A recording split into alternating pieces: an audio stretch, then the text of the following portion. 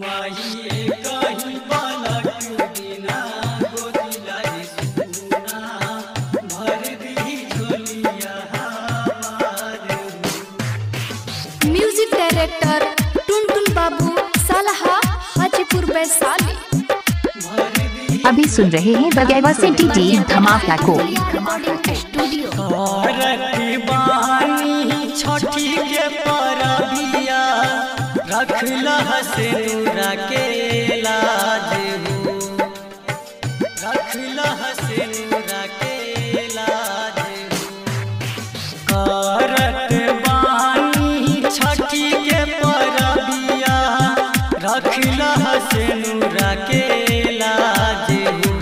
माई कहीं बालक बिना गोदी लागे सुना बन गले जिंदगी आधार हो। माई कहीं बालक बिना गोदी लागे सुना भर दी झोलिया हमार हो।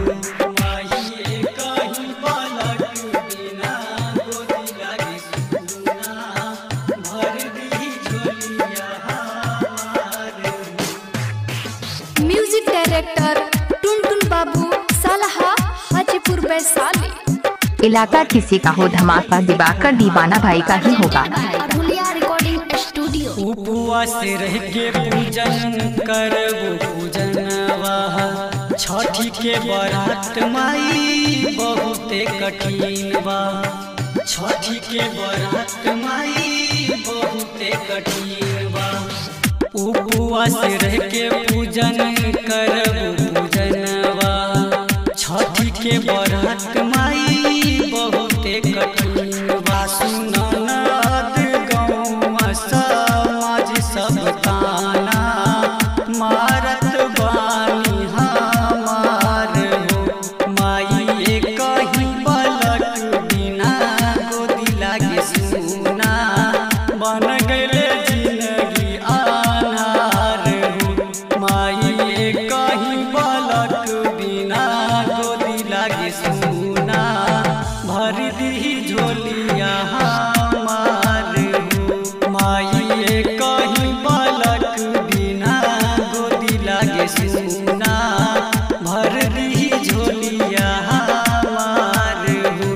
माई कहीं बालक बिना गोदी लागे सुना भर दी झोलिया हमार हो। म्यूजिक डायरेक्टर टुनटुन बाबू अभी सुन रहे दिवाकर दीवाना भाई। Recording studio. हमरो सिनुरवा के लाज ये मैया सुन लहर जी छठी मैया सुन लहर जी छठी मैया। हमरो सिनुरवा के लाज ये मैया सुन लहर जी छठी मैया।